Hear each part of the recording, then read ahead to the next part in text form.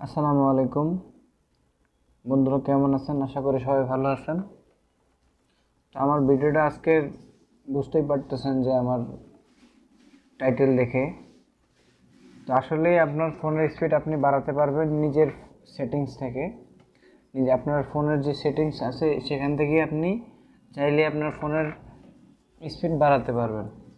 তো এই জন্য আমাদেরকে প্রথমে যেতে হবে সেটিংসে যাওয়ার পর আগে দেখে নেবেন যে আপনার এই ডেভেলপার অপশন নামে কোনো অপশন আছে কিনা।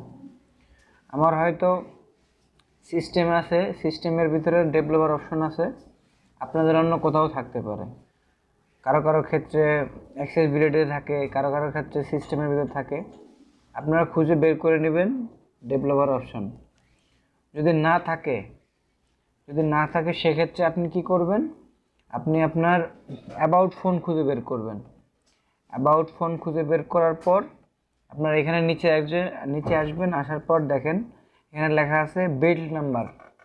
একদম নিচে লেখা আছে বিল্ড নাম্বার। এই বিল্ড নাম্বারে আপনি টানা 7বার প্রেস করবেন। 1 2 3 4 5 6 7। ঠিক আছে, আমার যেহেতু ডেভেলপার অপশন আমি আছি সেজন্য এখানে লেখা দেখাচ্ছে যে আমি এখন ডেভেলপার অপশনে আছি। সেজন্য আমার লেখা দেখাচ্ছে যে আমি ডেভেলপার অপশন আছি। তো এই ডেভেলপার অপশনের কি কি কাজ আমি আপনার সাথে শেয়ার করব। চলুন দেখা যাক কি কি অপশন আছে। প্রথমে আপনারা এই যে এখানে কিছু সেটিংস আছে, দেখেন যে অটোমেটিক সিস্টেম আপডেট। তার মানে হচ্ছে আপনি যখন এটা অন করে রাখবেন, তখন আপনার যখন সিস্টেমটা আপডেট আসবে তখন অটোমেটিকলি এটা আপডেট নিতে থাকবে। তখন কিন্তু আপনার ফোনের যে একটা চার্জ এটা কিন্তু ধীরে ধীরে কমতে থাকবে। আপনি না চাইলেও কিন্তু এটা আপডেট নিবে, কিন্তু আপনার ফোনের যে একটা চার্জ এটা কম হবে। তো গেল একটা। তারপর আসেন নিচে আরও কিছু সেটিংস আছে।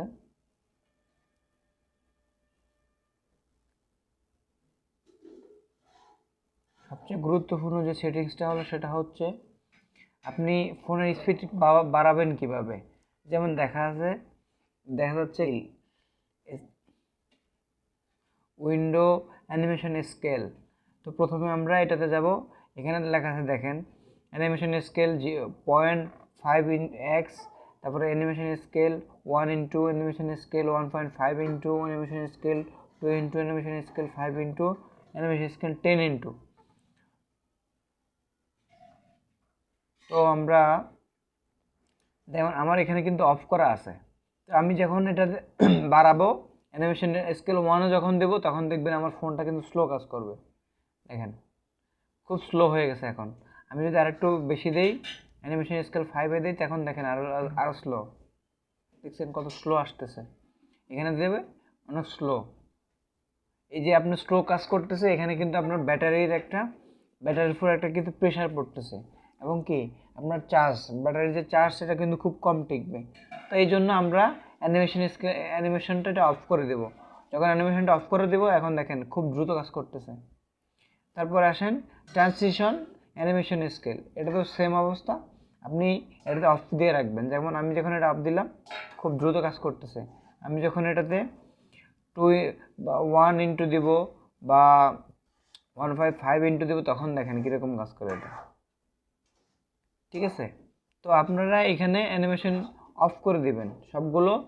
এরপর আছে অ্যানিমেটর ডিউরেশন স্কেল, এখানেও আমরা অফ করে দেব।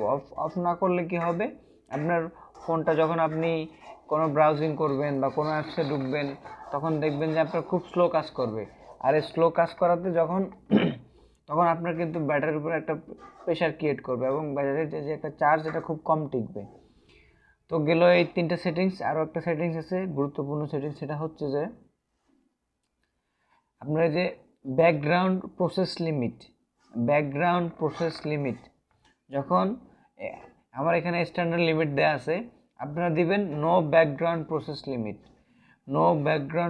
লিমিট। এটা কেন হয়, এই সেটিংসটা হচ্ছে আপনি যখন আপনার ফোনে অনেকগুলো রিসেন্ট অ্যাপ ইউজ করেন, সাপোজ আপনি ক্রোম ব্রাউজার ইউজ করলেন, কিছুক্ষণ ইউটিউব, কিছুক্ষণ ফেসবুক, কিছুক্ষণ অন্য কোনো গেমস খেললেন, অন্য কোনো অ্যাপসে গেলেন, তখন আপনার এগুলো কিন্তু এই অ্যাপসগুলো কিন্তু আপনি যেখান থেকে বের হয়ে ব্যাক করে আসছেন, এখানে এগুলো কিন্তু সবগুলো রিসেন্ট অ্যাপে গিয়ে জমা হয়। যেমন আমি আপনাদের দেখাচ্ছি, আমি যখন রিসেন্ট অ্যাপে দিছি দেখেন এখানে কিন্তু আমার এই অ্যাপগুলো জমা হচ্ছে, আমি কোথায় কোথায় গেছি এগুলো সবগুলো কিন্তু এখানে কি আমার রিসেন্ট অ্যাপে জমা হচ্ছে। এই জমা হওয়ার ফলে আমার ব্যাটারিতে কিন্তু একটা চার্জ নেবে, চার্জ কস্ট করবে।